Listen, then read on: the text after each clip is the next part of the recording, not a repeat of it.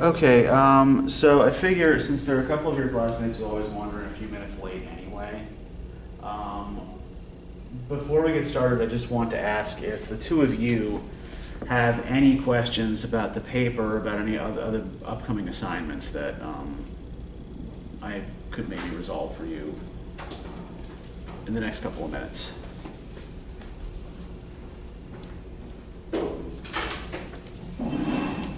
Everybody good? Things are going more or less okay?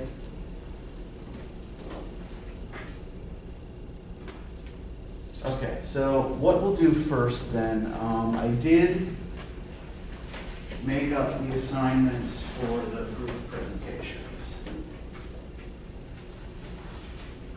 So we're going to do 3 presentations starting on the 27th. I tried to make sure that everybody was paired with at least one person who shows up regularly. There are other people who, frankly, I don't know if they're still even participating in the class, whom I had to put somewhere. So I tried to make sure to put them in groups that already had at least 2 people in them. So the first presentation is going to be on the 27th. And you're going to be looking at W.B. Yeats and the Irish Revival. The second presentation will be on the modern woman as author. You will be looking at Virginia Woolf's A Room of One's Own. And the third presentation is going to be on British literature and immigration. And that will be on the 1st of December. So here are the basic guidelines here, right? So because usually I make this a 20 to 25 minute presentation because usually I have a bigger class and I can have like groups of 4, right? Because you guys are going to be working mostly in pairs, we'll make this a little shorter, right? So it'll be a 15-minute presentation that you will have to come up with together. You must use at least 5 secondary sources. You will notice that under each group assignment, I have listed suggested sources, right? I know for a fact that all of these, if not available in our library, are available through GillFind, through the USG libraries.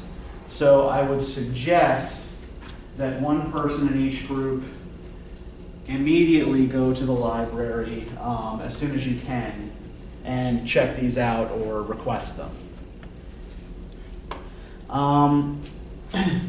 And I am going to want a complete bibliography for the project, right? So, any questions so far? Everything seemed more or less clear and straightforward? Okay. One thing I do want you guys to do, right? Make sure that you are properly observing distancing when you are communicating with your group partner, right? It's probably best if you don't physically meet, but if you say like find times to talk over Zoom or whatever, right? If you can, find some, or Google Hangout or like whatever's free and available, right? So try to make that the goal here. And I know it's going to make things a little bit more difficult, although it actually might make things slightly less difficult than trying to coordinate people's different schedules to actually meet physically on campus. Okay, so in terms of what I want you to do here, right? One thing I want to make sure everybody does here is provide a short write-up of what each person in the group did, right? So you're going to give me a short paragraph when you turn in the slides and bibliography for the assignment, in which you rate each member of the group from 1 to 5 across these 3 dimensions, right? So first, responsiveness.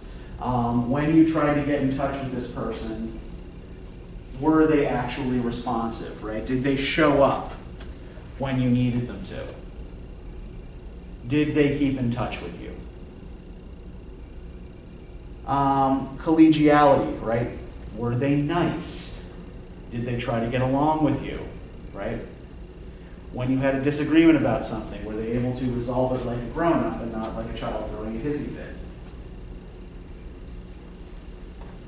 And finally, I want to know about each person's intellectual contribution to the project as well, right? Basically, who's coming up with ideas and who's just following along. And I mean, it's usually been my experience that, everybody's picture of who did what more or less accords, right? If everybody more or less agrees on stuff. Yes, I did this, they did this, whatever, right? And things usually seem to go harmoniously. But, this is just because, I remember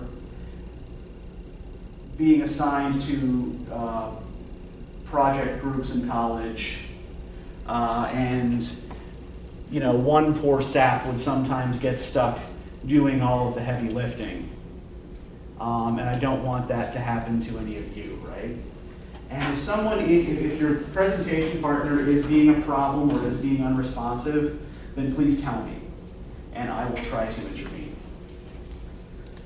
Okay, so what else? In terms of how you're going to be graded and what's going to make for a good presentation. Okay, so first, probably the best way to set this up is essentially you'll be taking charge of the class for at least 15 minutes, right? If your presentation ends up going over 15 minutes, no biggie, right? I don't mind that.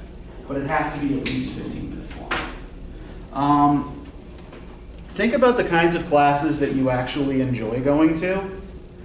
Do you like sitting in a dark room watching PowerPoint slides go by? Is that fun or engaging? For most people, no, right? So think about how your audience is going to interact with your material, right?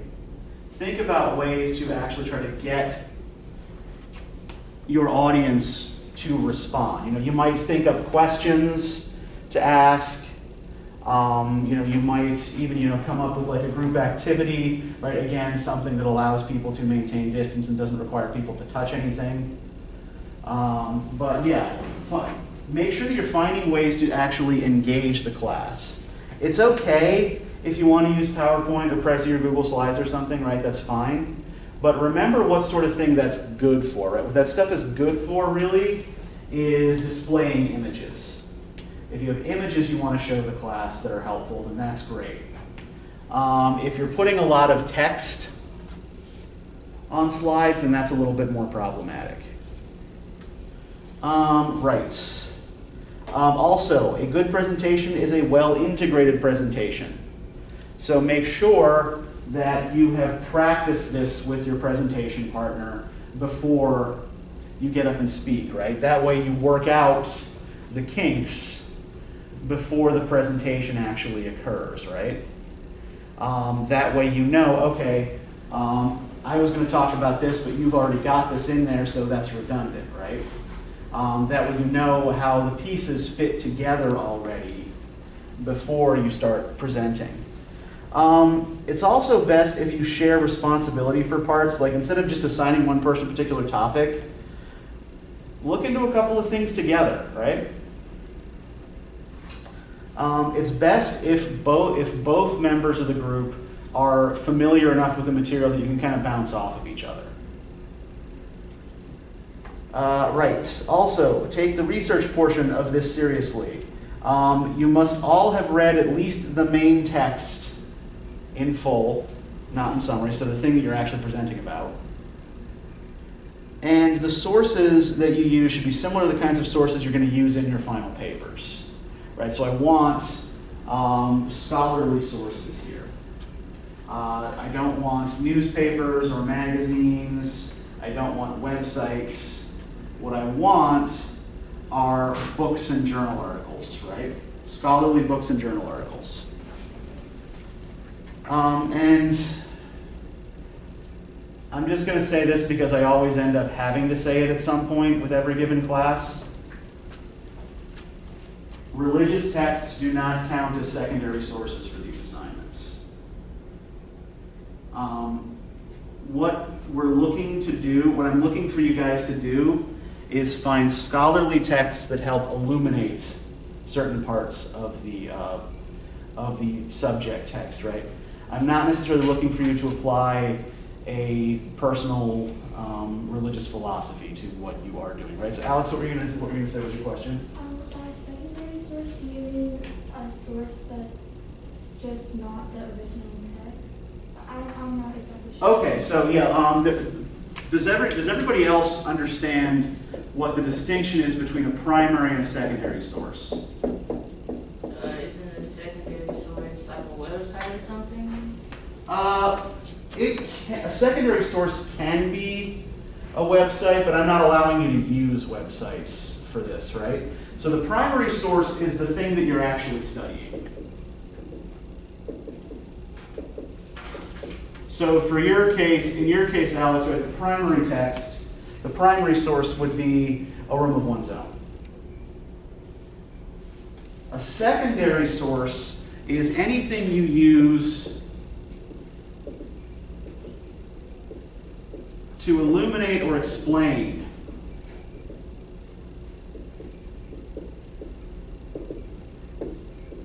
the primary source. These can be books or essays about the primary source itself. They can be books or essays about the historical period in which it's situated. Really, they can be, any text that you can use to explain some feature of the primary text, right? So it can be one of these suggested sources? Yes, in fact, I'm expecting you guys to use those, right? And remember too, these are books and they're relatively lengthy books, so you don't actually have to read the whole thing, at least when we're talking with the secondary sources, right? Read the introduction to get the argument, and then read the chapters that appear to be relevant to what you're actually talking about, right? And you can always use the index as well to find references to your actual topic. Any other questions? Who is Jay Palmer? Pardon? Who is Jay Palmer? He sits right there. Okay. So I guess I'm just. Yeah. He's usually here, but he's not here today. Okay. So I will put the two of you in touch with each other. Okay. Yeah, I was gonna say, or next time I come to class, I'll just get his contact. Yeah. Yeah, I mean, you guys are first, so it's probably good that you guys get in touch as quickly as possible. So I'll arrange that this afternoon. Okay, thank you. Yeah, no problem. Because I can't, because of privacy laws, I can't just give you his email, but yeah. Okay, so in terms of how you're going to be graded, 15 points total out of 100, right? How well you seem to understand and explain the material is going to be worth 5 points. The quality of your supporting materials, so your slides, visual aids, whatever, any activities you come up with to engage the class, that's going to be worth another 5 points. The quality of your research will be worth 3 points. And the comments from the rest of your group will be worth 2 points out of the 15. Any more questions about any of this, how you're going to be graded, whatever? So the Y.B. Yeats, that's the story I'm reading? W.B. Yeats, yeah. He is an Irish poet. So you're going to be looking at the assigned Yeats poems, and you're going to be connecting them to this literary movement, right? This Irish literary revival. And these are other stuff that was in the stuff that you have for suggested sources that was under the same time period? Well, some of it is stuff that's about Yeats, and some of it is stuff that will explain a little bit about Irish literature to you, right? And particularly Irish literature of that late 19th, early 20th century period. Oh, and that reminds me too, I am going to want to meet with all of you a week out from your presentation to see how you're coming along, right? Mostly because I want to set you guys up for success here, right? I want your presentations to go well. And I want to make sure that everybody is getting along and getting things done. So yeah, a week out from your presentation, expect that I'm going to contact you and ask you how things are going. Yes? Is the commanded material just how you actually present it, like how well you do the presenting? It's how well you do the presenting and also how well you seem to understand what you're talking about. That's probably the more important part of it, right? Like, are you giving information that is useful and accurate? Or are you just spinning your wheels? Or did you completely misunderstand this, right? So yeah, that's really, in a lot of ways, that's actually really the most important part of the presentation, which is why it's worth more points than most of the other things. But yeah, that's what's meant by that. Any other questions?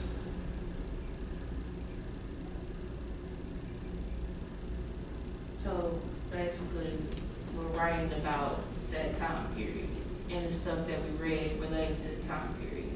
Yeah, you're doing essentially exactly the kind of thing we already do in class, right? It's just you're going to be running it. Okay. So yeah, you are going to be fitting the assigned text for that day into a particular historical context, right? So in your case, what you're going to be fitting these poems into is a particular literary movement, right? This Irish literary revival. So you'll have to, understand what this literary revival was about, what Yeats's role was in it, and how these poems exemplify features of the revival, right?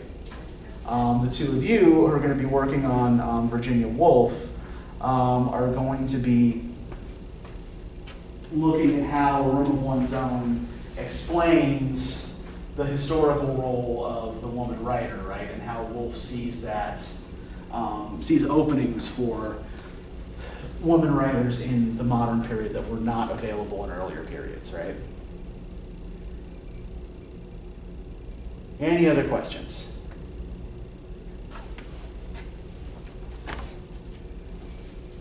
Okay, then let's move on to Charles Dickens. So, this is a familiar story, right, as we discussed last time. Everybody has seen, A Christmas Carol acted out either, on stage by live actors or in some, old or new movie or by a cartoon version of Jim Carrey or by Muppets or whatever, right? Was there anything in looking at the actual text from 1843 that you found surprising or unexpected?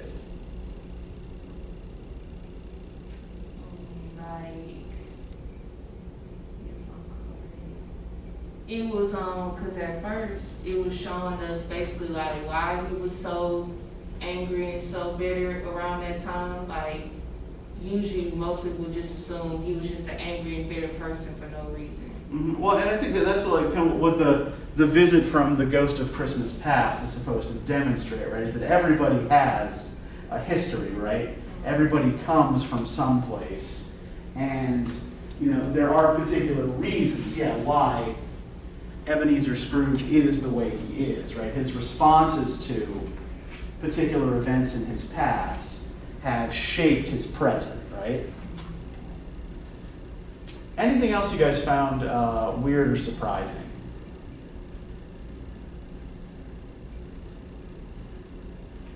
That he had family, or he had his nephew that liked to check up on him. Yeah, and the nephew appears in most adaptations, right? At the very least, at least with the sense that the novella gives us is that he at least shows up once a year on Christmas to try to invite his uncle to dinner, right? Yeah. And that the uncle doesn't ever reciprocate. But yeah, we do get in the novella here, like sometimes the presence of his sister is left out, right? The idea of any family of his own generation. It's like he is sometimes don't got not discussed. nobody. Yeah. And we know that the sister died young. And that this seems to have affected him, right? But so we do get some sense of a family context. Anything else you guys found weird or surprising?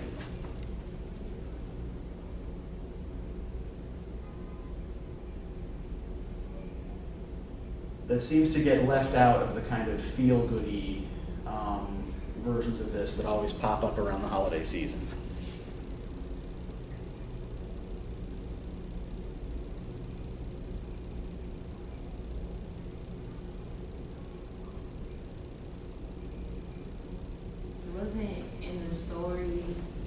Well, I know in the story they see Uh-huh. him to be like a rich person. Yeah. You know, a lot of people around here were poor and he didn't like to help out the people around him. Uh-huh. And I could have sworn like other texts and stuff, he wasn't rich then in the other stuff, was he? Or kind of? Well, he is. I mean, I think that's part of the overall point, right? And I think like one of the arguments that the story is making overall is about the uses people need to make of money, right? Scrooge piles up money. He's got lots of it. But if you look at the way he lives, right, in an empty house, burning a very small fire, eating extremely frugally, and spending really nothing on comfort or pleasure, right? Having all that money doesn't do him any good, right? And it doesn't do anyone else any good because he doesn't share it, right? Because that's what they always say, like, you have all this money, you're not really putting it towards use for yourself, so, why not give it to people who need it more than you, because Sure. you're not doing nothing with it. And the basic argument here is usually read as one that is for what in Victorian terms would have been called benevolence. Right? The idea that the rich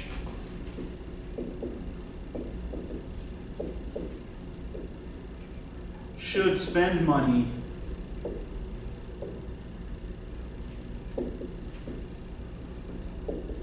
to ease the burdens of the poor. They still do that nowadays.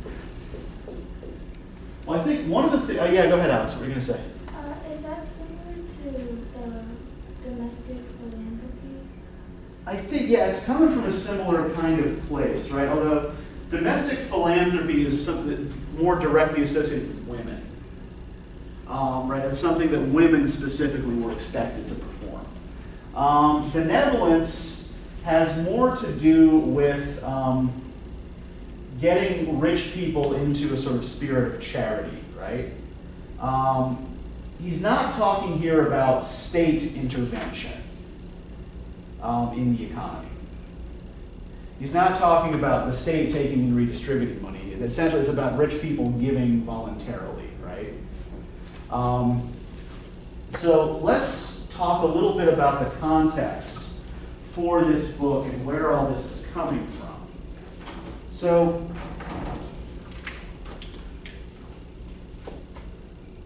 A Christmas Carol is published in December of 1843. Dickens seems to have conceived of the whole story more or less all at once, starting in October, and then sort of sat down to write it while he was in the middle of working on another novel that wasn't doing well. And it was initially published as a Christmas gift book.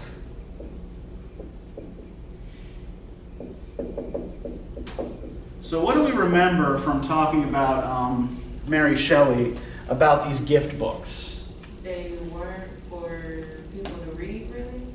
Yeah, they were often more status objects than something to be read, right? So what does that suggest then about like what did they physically look like? Does anybody remember? They were like, from leather? Yeah, they were like, the binding was meant to be attractive, right? For display only? Yeah. Right, attractive binding. As though it's intended for display. Although Dickens did intend for people to read this. What else do we remember about these gift books? What else would they have featured? Really good handwriting and stuff like that, and illustrations. Yeah, illustrations, right? They would often be richly illustrated. Weren't they more like for like the lower or middle class people? They were, yeah, it was really, I think, more the upper middle classes who were looking at as the typical audience for a gift book, because they weren't cheap. a typical gift book cost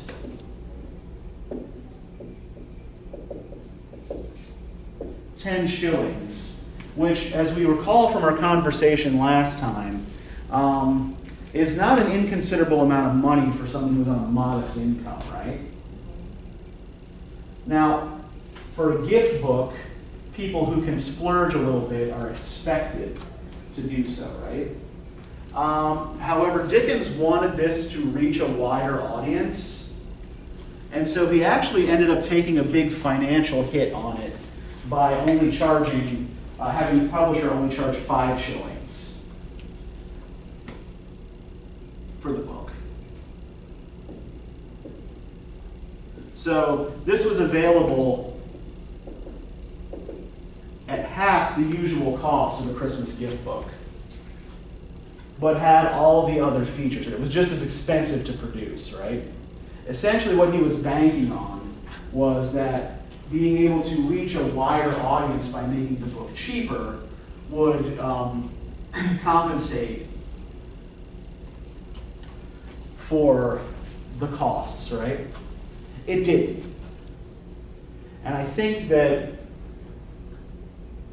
well, there are some who argue that Dickens didn't really grasp who the real audience for his book was, right? That he wasn't really aiming this message at everybody. He was aiming it specifically at the wealthy for particular reasons. And this also has to do with historical circumstances in 1843. So for much of the 1840s,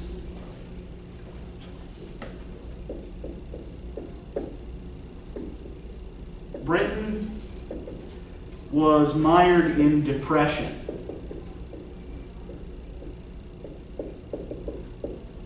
Right? The economy was shrinking. And part of this had to do with the economic policies of the government in charge, right? So the government's policy economically was one of non-intervention in the market, right? They were doctrinaire free market capitalists who believed that if you just let the market go, it would sort itself out, right? And that the best thing the government could be doing was saving money, hoarding money, right? For when things came back again.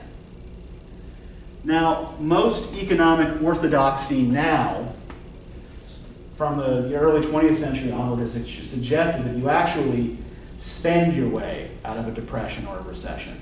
Government spending is actually a big driver of economic growth.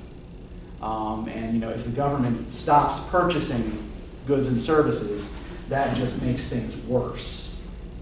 And indeed, we saw the effects of this were obvious in the 1840s, even by 1843, because at the same time that the entire British Empire is in depression, there are starvation conditions just across the Irish Sea in Ireland, where a potato famine has wiped out most of the food that poor people eat in that country.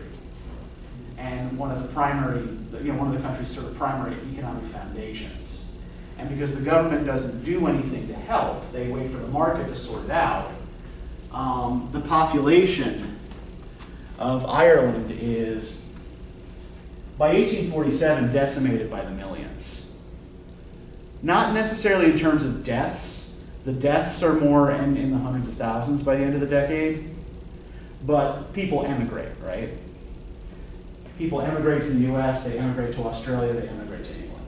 You said the government didn't help out, but they just felt like it wasn't really their problem, what was going on in the economy? Yeah, well, and again, like I was saying, it was based on free market economic theory, right?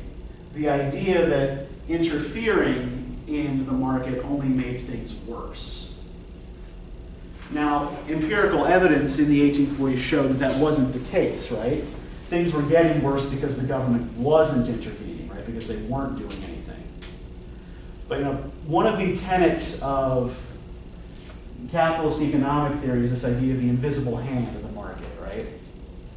That the market sorts itself out when it either is growing too fast or shrinking too fast, right? And that's not what was happening in the 1840s. And the government was really, really slow to act.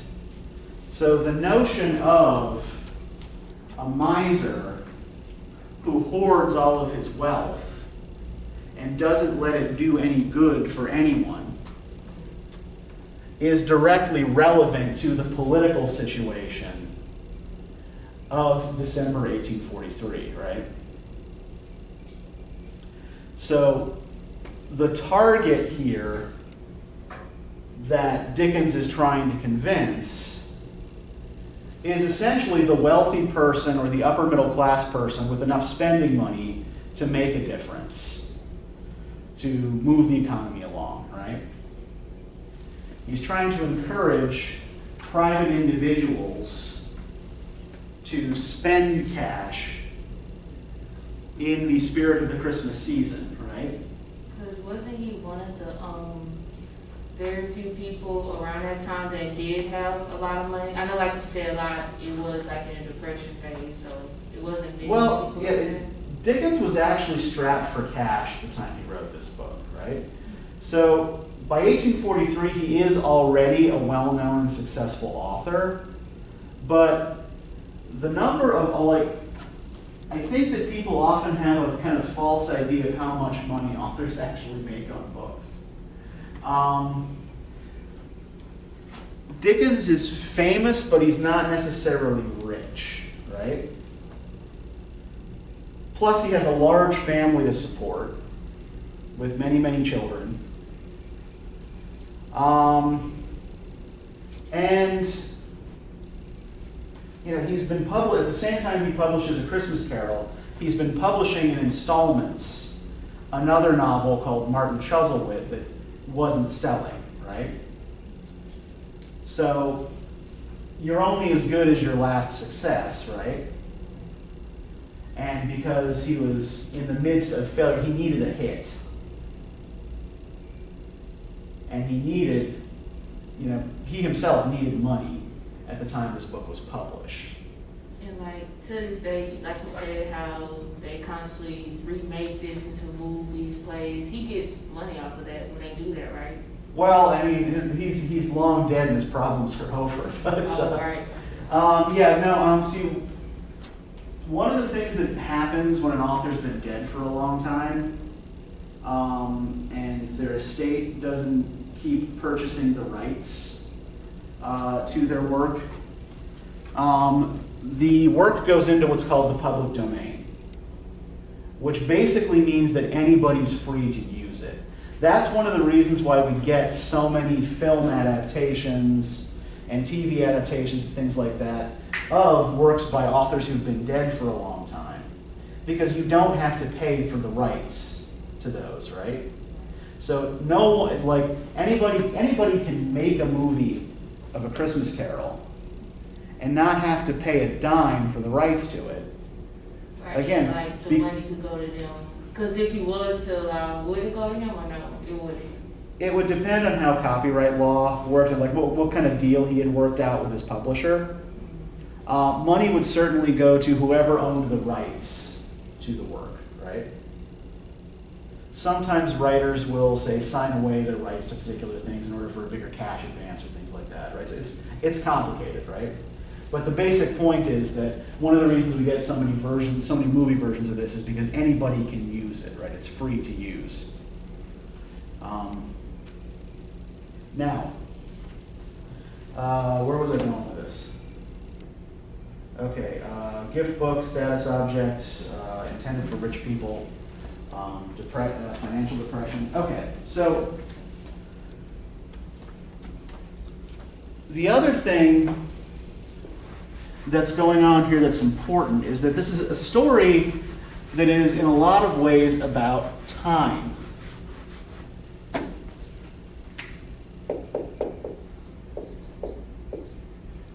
Right, let's first think about the time of year at which this is situated and why that time of year is important, right? So why Christmas?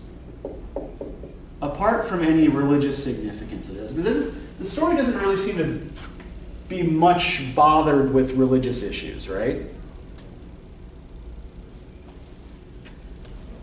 In this, like, in a purely temporal sense, what's interesting or weird about Christmas? Think about when it falls. You constantly kept saying it was dark outside, or no? Kind of. Well, yeah, I mean, it is dark outside much of the time, in part because they are very far north and very far west in London, right? Or very far east in London. So on December 25th, it would be getting dark very early, right? I remember I studied in Scotland my junior year of college, and by December of, I guess I was there in 1998, by December, like, it was getting dark at like 3 in the afternoon. So yeah, it does, yeah, the days get much shorter, right? But what else is it, like, if we just think again about the time of year, where does it fall in the year?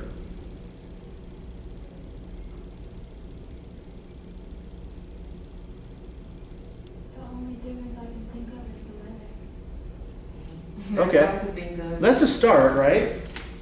So what Christmas, the way we celebrate it is essentially an adaptation of old winter solstice holidays, right? So it comes around a change of seasons.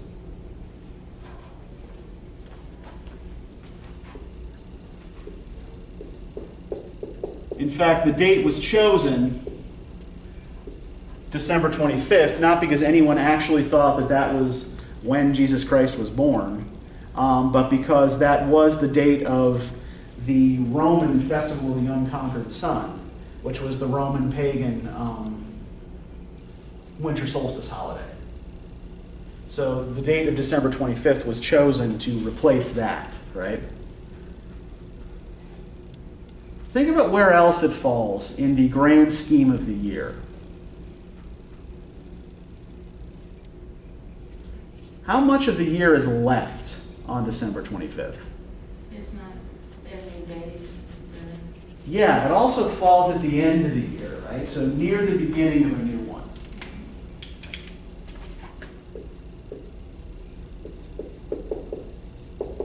So it falls at a kind of nexus point between seasons and at the end of the year, right? So the end of one cycle and the beginning of another.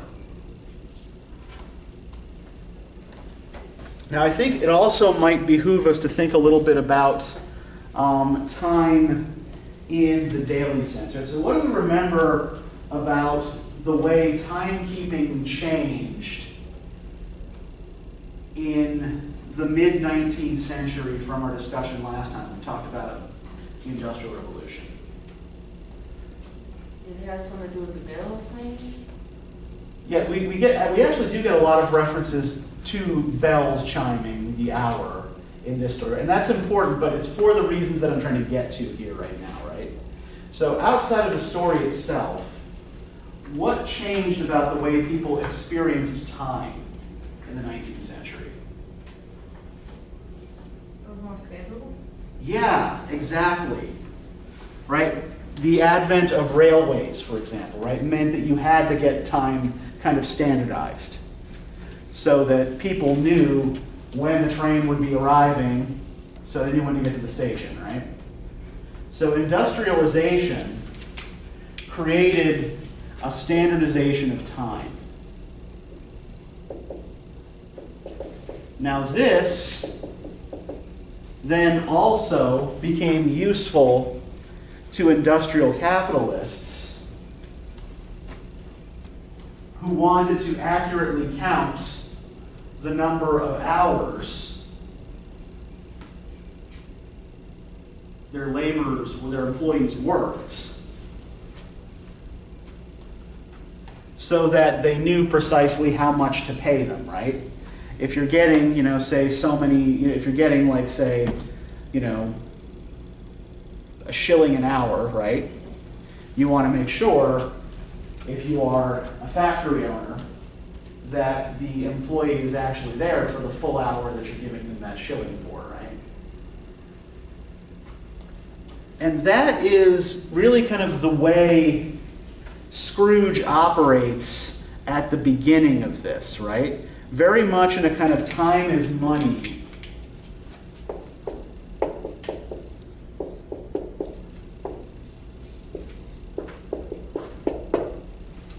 frame of mind. So let's look, for example,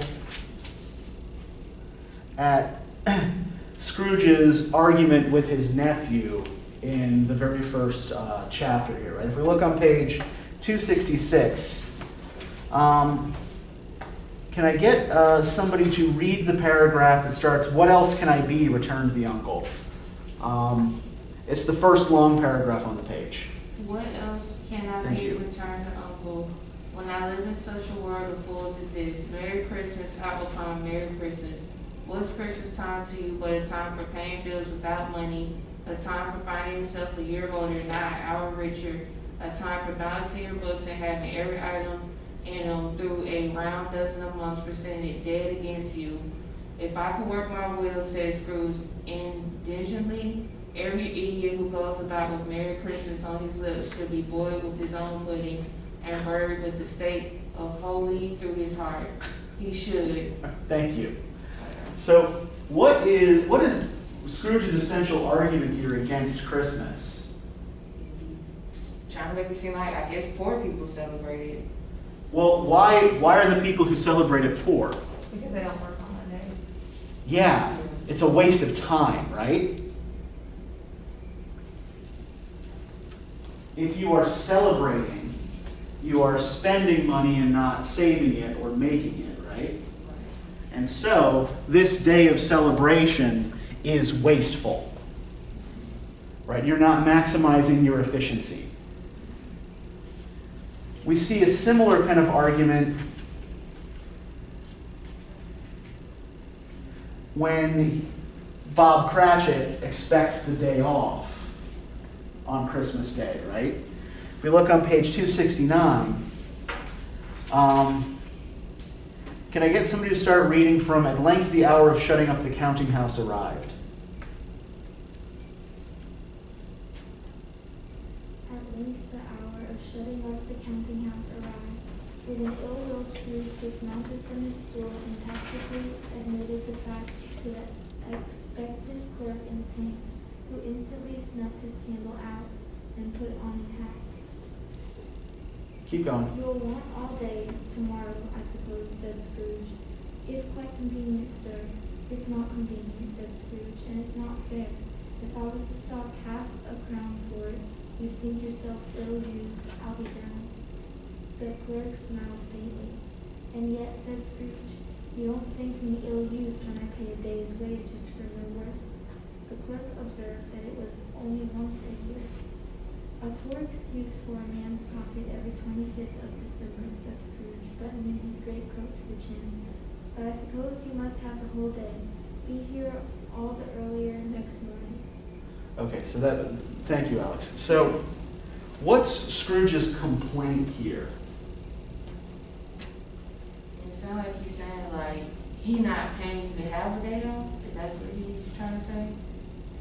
Well, he is going to pay Cratchit for the holiday, right? But he's pissed about having to do it, right? He thinks it's unfair that he should have to pay his clerk for a day when the clerk isn't working. Right? Again, because time is money, right? Now, Scrooge can easily afford Cratchit's meager wages, right? He can easily afford to pay this guy for one day off. And the fact that he's buttoning up a greatcoat, he's buttoning up a big overcoat, while Cratchit is, he's having this conversation with Cratchit. It's later pointed out to us that, very specifically, that Cratchit doesn't have a greatcoat, right? that he is going out in the cold with nothing but a big long scarf, emphasizing the distance between their economic fortunes, right? Yeah, Alex. So he's asking for a paid day off? Because I thought that if they didn't show up for work, then they weren't paid. Yeah, Cratchit is asking for a paid day off. And I think, like, it was traditional to give people the day off on Christmas. It was also usual for things to be closed on Sundays. And people wouldn't get paid for the Sunday, but they would get paid for a holiday like Christmas. So they didn't really have federally mandated holidays. In Britain, they call them bank holidays. And that's because they're the days when banks are closed. But it was traditional for people to have a paid holiday on Christmas. But we can also see that Cratchit only gets this one paid holiday a year, right? This is basically it. And so Scrooge is very much fixated on time, right?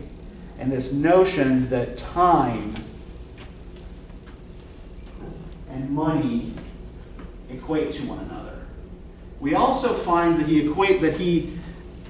his own identity is very much tied up in the business, right?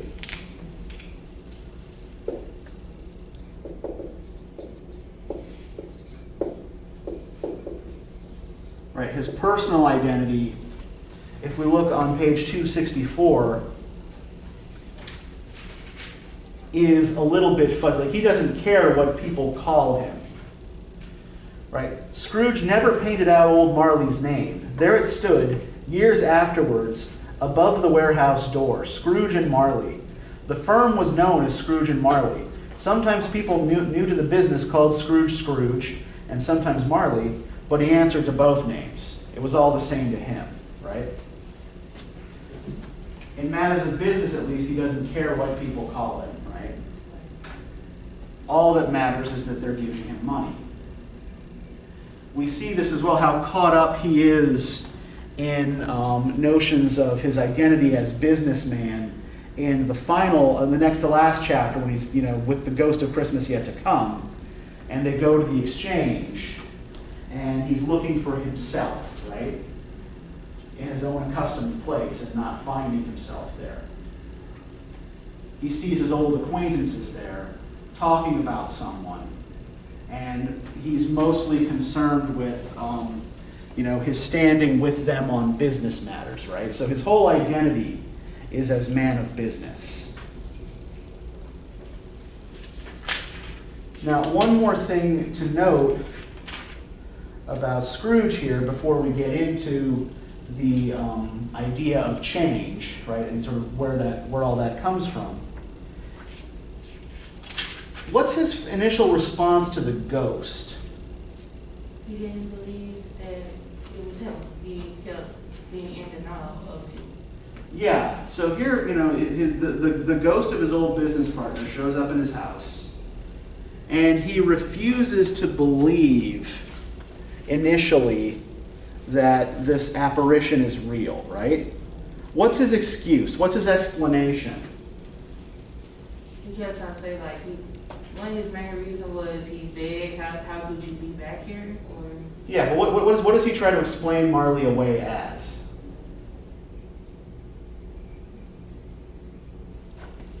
Oh, he thought he was some. Didn't he say he thought he was some Buddhist? Yeah. If we look like page 273 near the bottom of the page here, right? Marley asks, "Why do you doubt your senses?" "Because," said Scrooge, "a little thing affects them.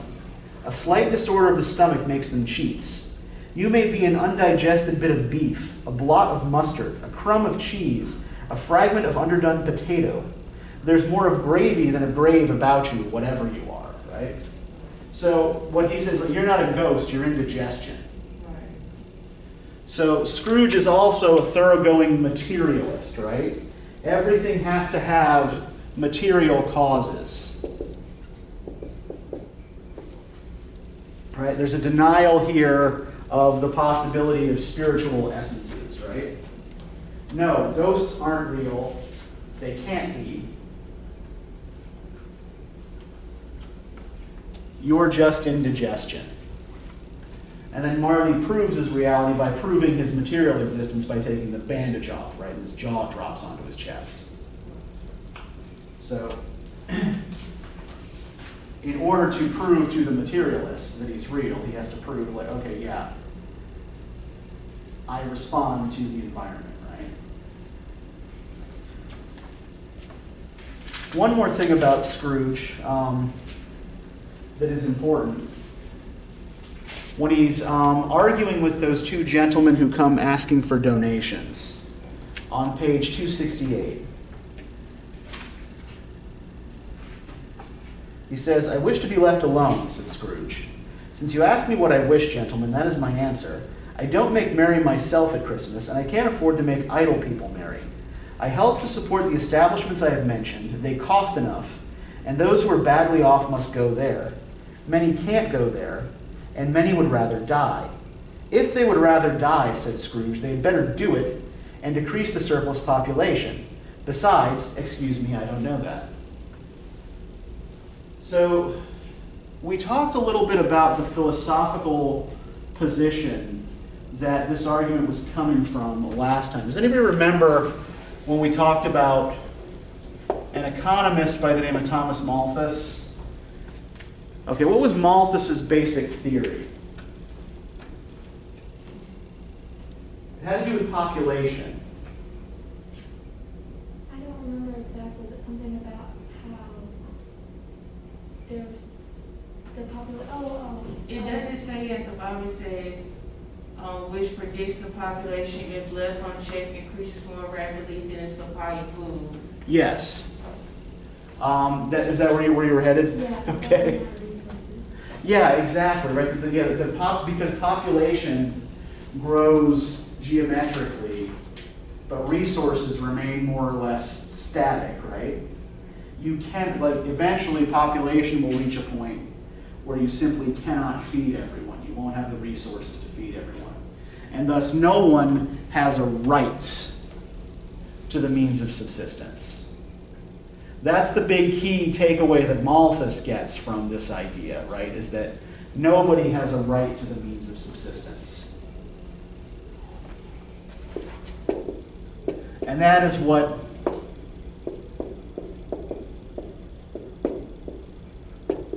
Scrooge is arguing here by saying that he can't afford to make idle people merry. And that the surplus population had better just die off already to make room for everybody else. Now, this then comes back to bite him in the Tiny Tim episode, right?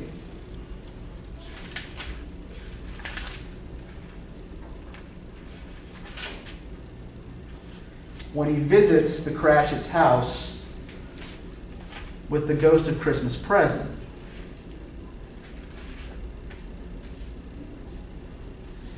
On page 297, right, Scrooge asks, "Spirit," said Scrooge, with an interest he had never felt before, "tell me if Tiny Tim will live." "I see a vacant seat," replied the ghost, "in the poor chimney corner, and a crutch without an owner, carefully preserved. If these shadows remain unaltered by the future, the child will die." "No, no," said Scrooge. "Oh, no, kind spirit, say he will be spared." "If these shadows remain unaltered by the future, none other of my race," returned the ghost, "will find him here." "What then? If he be like to die, he had better do it, and decrease the surplus population." Scrooge hung his head to hear his own words quoted by the spirit, and was overcome with penitence and grief. "Man," said the ghost, "if man you be in heart, not adamant, forbear that wicked cant until you have discovered what the surplus is and where it is. Will you decide what men shall live, what men shall die? It may be that in the sight of heaven, you are more worthless and less fit to live than millions like this poor man's child. O God, to hear the insect on the leaf pronouncing on the too much life among his hungry brothers of the dust." So, what's changed here? First, why does Scrooge suddenly care if this poor, sick child lives or dies, when before he was, he was quoting Malthus and arguing against feeding the surplus population. What does he know now that he didn't know then?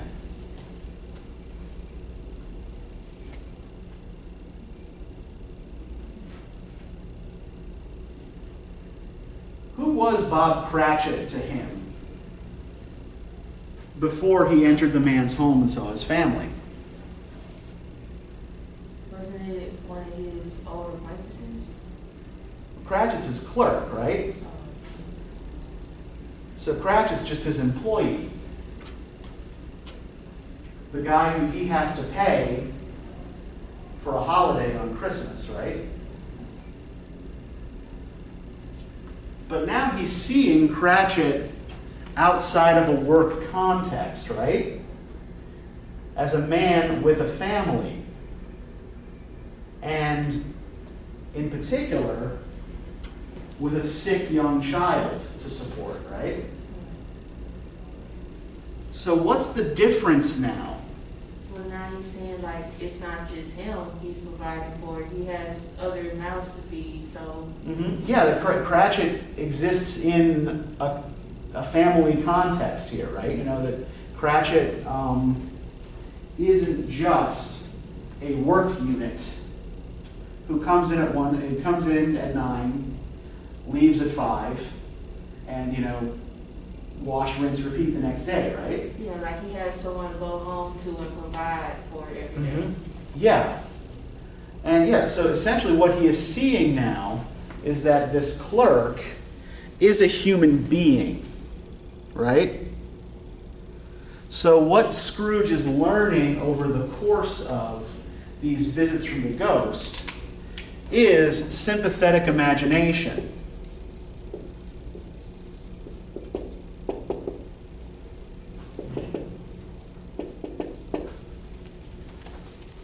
Right, that old David Hume stuff that we've been talking about intermittently for weeks, right? Now that he has seen Cratchit and his family, the family isn't an abstraction to him anymore, right? Tiny Tim can't be reduced to numbers on a spreadsheet. Right? Scrooge has seen him as a real, living, breathing person who is loved by other real, living, breathing persons. And is thus able to imagine himself in this other person's place now, right? So really, in a lot of ways, what's going on throughout this, the lesson that is being taught here is a lesson in sympathetic imagination. And in learning to recover what was lost. So we have this division into past, present, and yet to come. And because time is such an important factor here, right? Part of what matters about these visits is the temporal disorientation that they cause.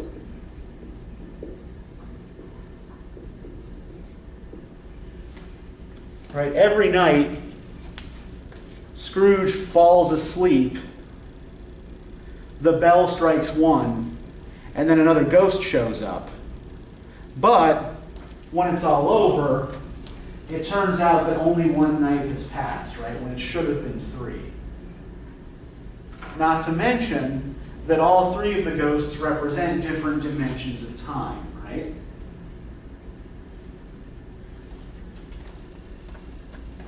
So when we look at the past, I think the most important, so Scrooge is a hard-headed man of business when we meet him, right? Who lives entirely in the present.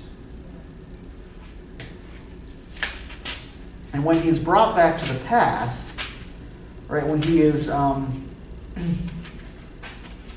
brought to the schoolroom in which he grew up,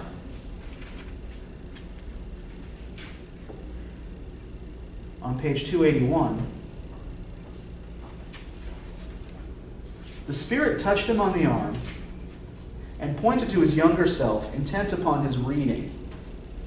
Suddenly a man in foreign garments, wonderfully real and distinct to look at, stood outside the window with an axe stuck in his belt and leading an ass laden with wood by the bridle. "Why, it's Ali Baba," Scrooge exclaimed in ecstasy. "It's dear old honest Ali Baba. Yes, yes, I know. One Christmas time, when yonder solitary child was left here all alone, he did come. For the first time, just like that. Poor boy. And Valentine," said Scrooge, "and his wild brother Orson. There they go. And what's his name, who was put down in his drawers asleep at the gate of Damascus. Don't you see him? And there's the Sultan's groom turned upside down by the genie. There he is upon his head. Serve him right. I'm glad of it. What business had he to be married to the princess?" So, what's Scrooge describing here in his childhood experiences? I mean, Ali Baba is a fictional character, right? Who clearly did not really come to visit this lonely boy in a cold schoolroom on Christmas, however many years ago. But what does this show Scrooge was capable of in childhood?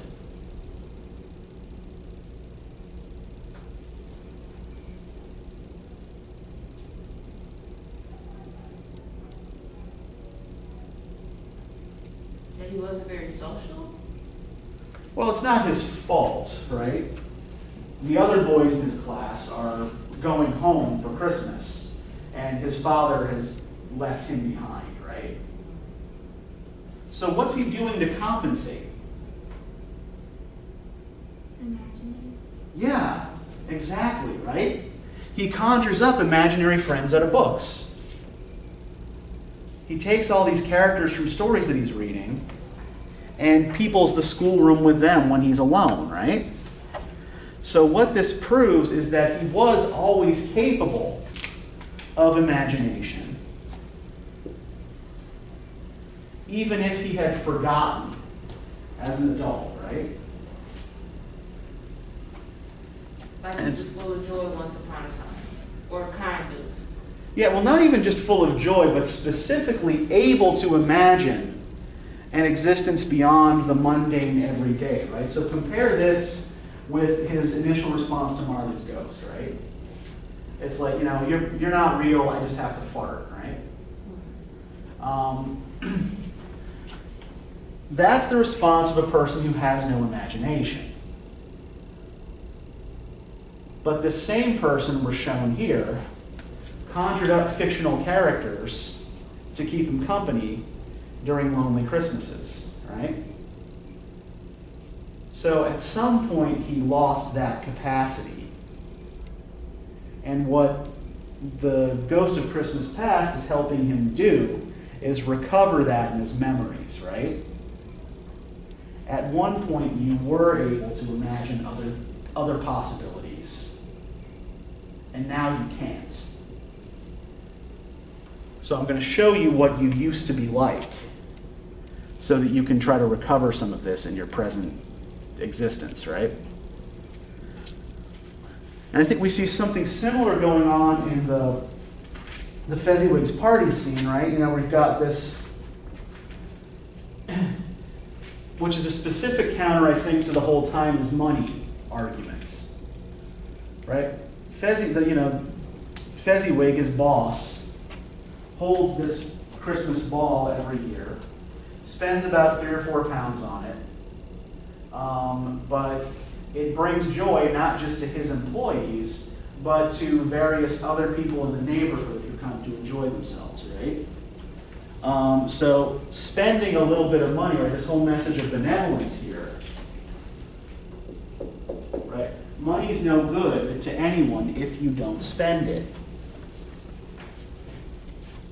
So, is Fezziwig 3 or 4 pounds poorer the next day? Yes. But that 3 or 4 pounds bought a lot of happiness for him, for his employees, and for their neighbors, right?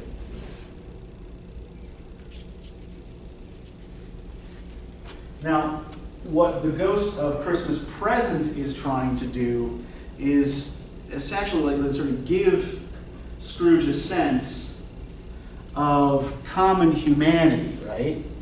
That in all of these different places and all of these different stations of life, everyone but Scrooge is engaged in this same activity, right? So the ghost of Christmas Past re-engaged Scrooge's imagination. The ghost of Christmas Present is trying to re-engage Scrooge's sympathetic imagination specifically, right? Everyone, all of your brothers and sisters, is engaged in this celebratory activity except for you. And then the purpose of the ghost of Christmas Yet to Come is largely to remind Scrooge of his own mortality, right? And that he can't take it with him. And to show him what things will be like if he's gone and hasn't done anything good for anyone, right? The friends he thought that he'd made at the exchange don't give a shit about his death except what they might get out of it.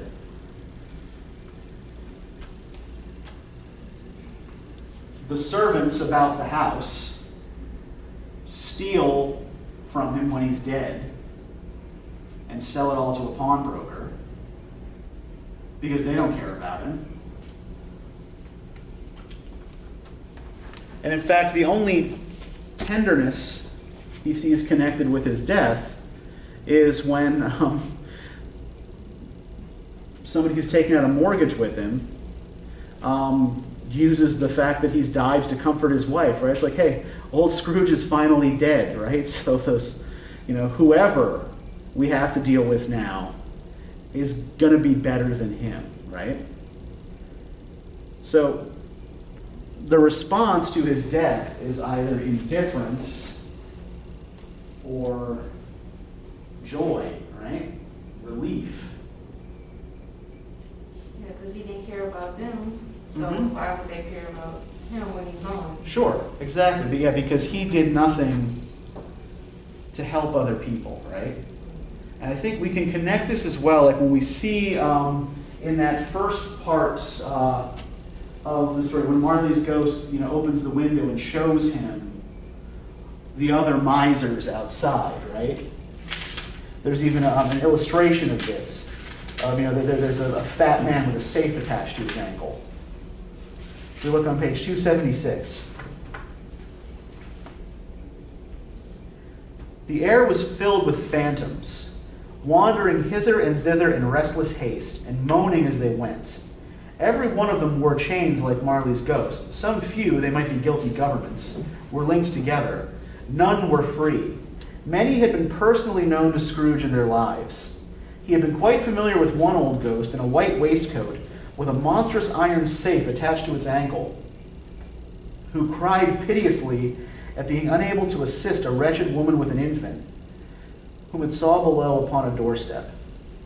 The misery with them all was, clearly, that they sought to interfere for good in human matters and had lost the power forever. So how many of you have heard the expression before, you can't take it with you?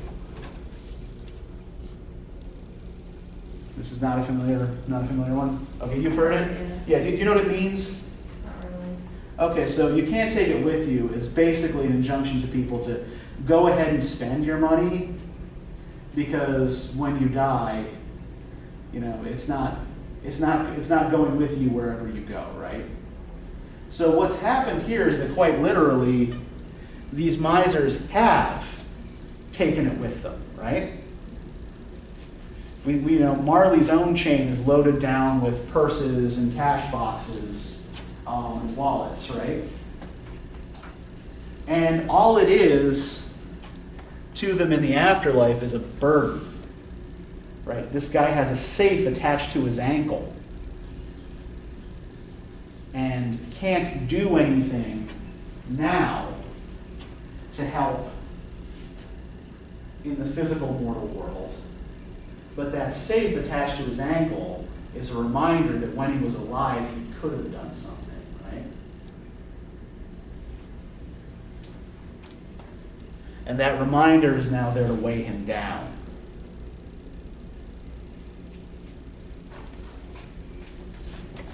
So, all of this temporal disorientation kind of comes together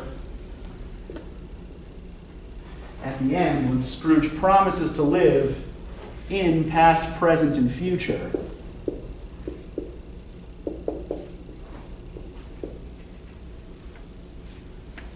From now on, right?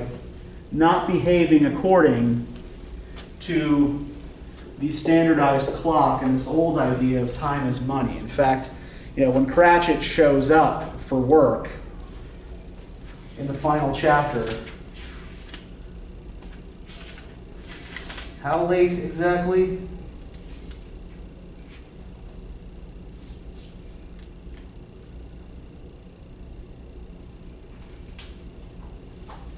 Yeah, so he comes in 18 and a half minutes past his time and is expecting Scrooge to tear his head off, right? But instead, they sit down together, they have some hot punch, and they discuss Bob's future, right? So Scrooge is using present time, which ordinarily for him would have been filled with making money in the now, to discuss what is going to come after in the business, right? In part because he's been made aware of his own mortality, his own inevitable death, right? Not only that, he's also been made aware of his clerk's actual circumstances. And thus of a way that he actually can use the wealth he's accumulated to make some kind of intervention in the world for the better. Okay, so does this make sense to everybody? Does everybody get it? Everybody with me? Does anybody have any questions?